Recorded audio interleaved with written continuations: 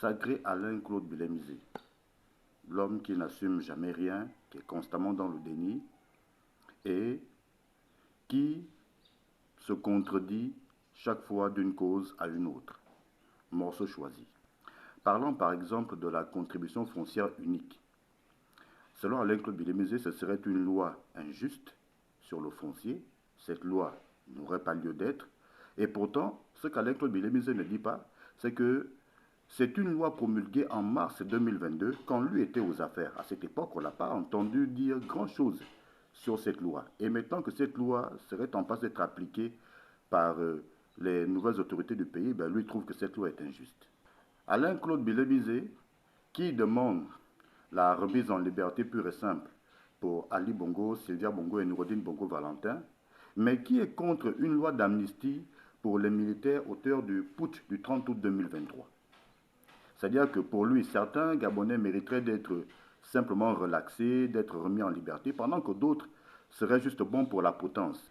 Et parlant de plaidoirie pour des gens qui mériteraient d'être remis en liberté, simplement parce que faisant l'objet de poursuites iniques, pour ne pas parler d'injustes, on n'a pas entendu Alain-Claude Bilémisé quand il s'était agi de Brice Lacruche Alianga et de tous les autres membres de la GEV, quand ces derniers avaient été écroués. Jamais Alain-Claude Bilémisé n'était monté au créneau. Quand lui a crié à la victime suite à des échauffourées que lui et ses équipes ont essuyées dans le Roulantème, singulièrement du côté des Minzik, là, il a fait la victime. Pourtant, en 2023, quand un certain Alexandre Barrault-Chambrier ou encore un Raymond Donsima avaient vu leur causerie perturbée par des bandes de badauds à la sorte de qui, vous savez, ben, on n'avait pas entendu Alain-Claude Bilémisé monter au créneau pour dire que non, il ne fallait pas faire ça, qu'on était en démocratie, il fallait que chacun puisse s'exprimer partout dans le pays.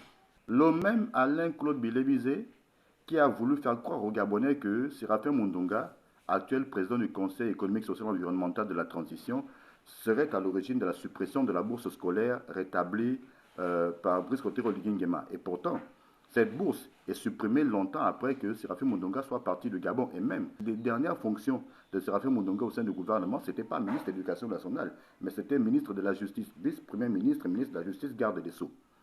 Séraphin Mundunga a été ministre de l'Éducation nationale et de l'enseignement supérieur de 2010 à 2014. Après, il est allé à la justice, c'est les dernières fonctions qu'il occupe avant de s'enfuir pour aller en exil en France, pressentant ce qui allait se passer en 2016 et tout ce que les Gabonais savent aujourd'hui, les massacres perpétrés notamment au QG de Jean Ping. Mais aujourd'hui, Alain-Claude Bilémisé a voulu faire croire que c'est Séraphin Mundunga qui avait supprimé la bourse. Et il y a des sujets qu'Alain-Claude Bilémisé évite soigneusement, tels que le naufrage de l'Esther Miracle. C'est lui qui est Premier ministre en ce temps-là. Quelles sont les mesures qu'il a prises pour sauver les victimes au moment où le naufrage a lieu et même par la suite? Il y a jusqu'à présent des victimes dont des corps n'ont pas été retrouvés et les familles ont du mal à faire le deuil. Là-dedans, il y aurait comme ça des enfants, des personnes adultes, des personnes du troisième âge même. On n'est jamais allé au bout de cette affaire. Ben, précisément s'il fallait rendre des comptes, qui doit rendre des comptes? Mais sur cette affaire, Alain-Claude Bilémisé ne dit pas grand-chose pour lui, puisqu'à l'époque, on avait distribué un peu d'argent aux familles des victimes et aux rescapés directement. Bon, cela suffisait à estimer que bon, tout était réglé. Alain-Claude Bilémisé, qui surfe sur la dette gabonaise auprès des bailleurs de fonds internationaux, sans dire exactement à combien se chiffrait cette dette quand eux sont partis, quand ils ont été renversés au matin du 30 août 2023. La dette de Gabon était de combien? Non, c'est ne le dit pas, mais il veut juste vous dire, voilà, la dette de Gabon a explosé, les chiffres sont catastrophiques. Malheureusement pour lui, ben, Oligui Nguema a réglé la note auprès des bailleurs de fonds internationaux et ça, ce n'est plus une histoire d'actualité. Mais là, Bilémisé va surfer sur autre chose. Bilémisé qui dit concernant l'affaire de l'université Omar Bongo avec Alain Onondo à l'époque recteur qui a été déshabillé par les étudiants, lui dit n'avoir rien fait, n'avoir pas déshabillé Alain Onondo, estimant que lui, il était juste à 10 mètres et que ce sont ses collègues étudiants qui ont fait ce qui lui est reproché, lui. Il cite comme ça à souhait des témoins. Mais être à 10 mètres et être leader estudiantin, quelle est la différence?